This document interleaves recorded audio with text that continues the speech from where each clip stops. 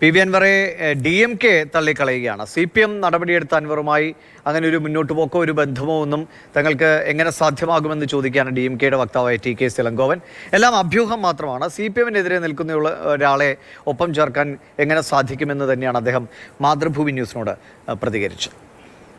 First அவர் CPM அவர் மேல நடவடிக்கை எடுத்திருக்குல்ல, அவங்க எங்க அலையன்ஸ்ல இருக்காங்க.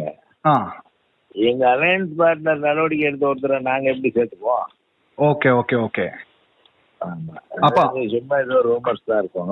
அன்வர் சொன்னது இன்னைக்கு மஞ்சேரியில அவருக்கு ஒரு ப்ரோக்ராம் இருக்கு. அந்த ப்ரோக்ராமில் DMKயோட கொஞ்சம் ஆளுகள் வந்து அதுல அந்த ப்ரோக்ராம் பார்க்க போகுது. அந்த மாதிரி ஏதாவது பேச்சுவார்த்தை இருக்கா? அப்படி ஒன்றும் ஒரு பேச்சுவார்த்தை இருக்கிற மாதிரி தெரியல. இல்ல இல்ல இல்ல இல்ல அன்வர் கிட்ட எதுவும் இல்ல DMKக்கு இது வரைக்கும் ஒண்ணும் இல்லை. எங்க லீடர் பேசுன மாதிரி தெரியல. அப்படி இருந்தாலும் நாங்க அவரோட எப்படி நாங்க அலையன்ஸ் வச்சுக்குவோம்? கூட CPIM இங்க அலையன்ஸ்ல இருக்குல்ல, அவங்களோட அகைன்ஸ்ட் அவர் இருக்கிறாரு, எப்படி நாங்க செய்வோம்? Okay okay okay. Thank you.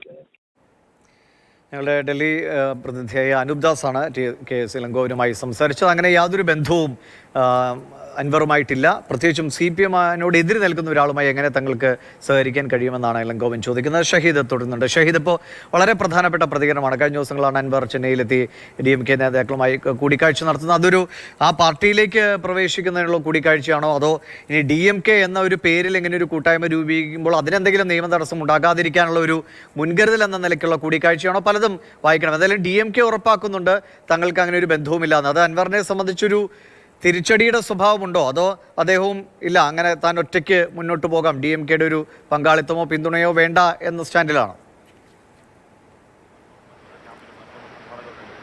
ദിവിഷെ, PV Anwar നടത്തിയ നീക്കങ്ങൾ, രാഷ്ട്രീയ നീക്കങ്ങളെല്ലാം തന്നെ വളരെ ചടുലമായിരുന്നു, ഒപ്പം തന്നെ സസ്പെൻസ് നിറഞ്ഞതുമായിരുന്നു എന്നുള്ളതാണ്. അദ്ദേഹത്തിന്റെ കഴിഞ്ഞ പൊതുയോഗങ്ങളെല്ലാം നമുക്കറിയാം, മാധ്യമങ്ങൾ മുഴുവൻ, കേരളത്തെ മുഴുവൻ അങ്ങനെ നിലമ്പൂരിലേക്കും കോഴിക്കോടേക്കും ഒക്കെ ഉറ്റുനോക്കുന്ന തരത്തിലുള്ള ചില നീക്കങ്ങൾ നടത്താൻ അദ്ദേഹത്തിന് കഴിഞ്ഞു. സമാനമായ രീതിയിൽ തന്നെയാണ് മഞ്ചേരിയും ഇന്ന് കേരള രാഷ്ട്രീയം ഉറ്റുനോക്കുന്നു, പൊതുജനങ്ങൾ ഉറ്റുനോക്കുന്നു. മഞ്ചേരിയിൽ അൻവർ എന്ത് പറയാൻ പോകുന്നു, എങ്ങനെയായിരിക്കും തുടർന്നുള്ള നീക്കങ്ങൾ.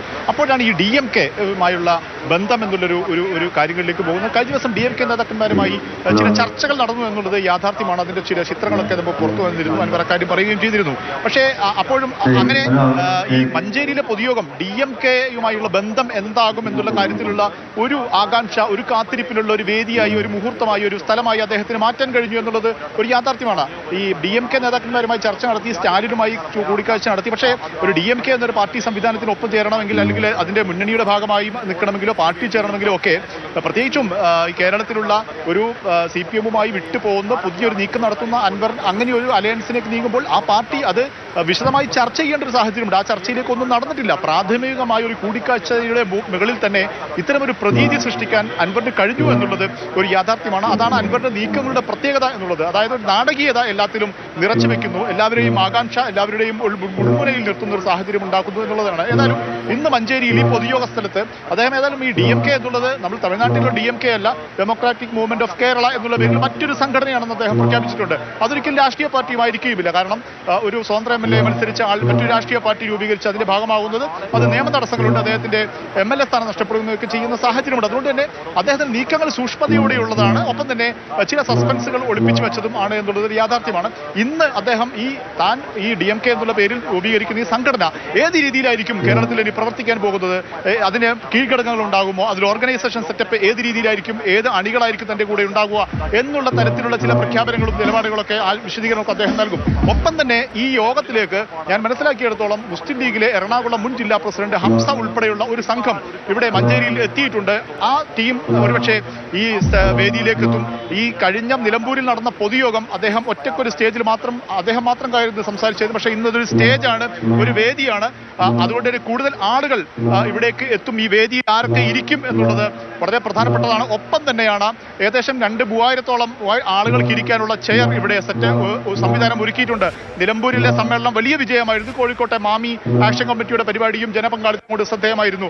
ഈ വലിയ പ്രഖ്യാപനം 1,00,000 പേർ പങ്കെടുപ്പിക്കുമെന്ന് പറഞ്ഞ് പഞ്ചേരിയിൽ വിളിച്ച ഈ പൊതുയോഗത്തിലേക്ക് ഈ അൻവറിന്റെ മൂവ്മെന്റ് കുറച്ച് ദിവസങ്ങൾ കഴിഞ്ഞു. അതിനുശേഷവും ആ തുടക്കത്തിലുള്ള വലിയ ആവേശത്തോടുകൂടി ജനക്കൂട്ടം പ്രതികരിക്കുമോ, അദ്ദേഹത്തിനൊപ്പം നിൽക്കുമോ എന്നൊക്കെ അറിയാനുള്ള ഒരു മാപിനി കൂടിയായി മാറുകയാണ് മഞ്ചേരി.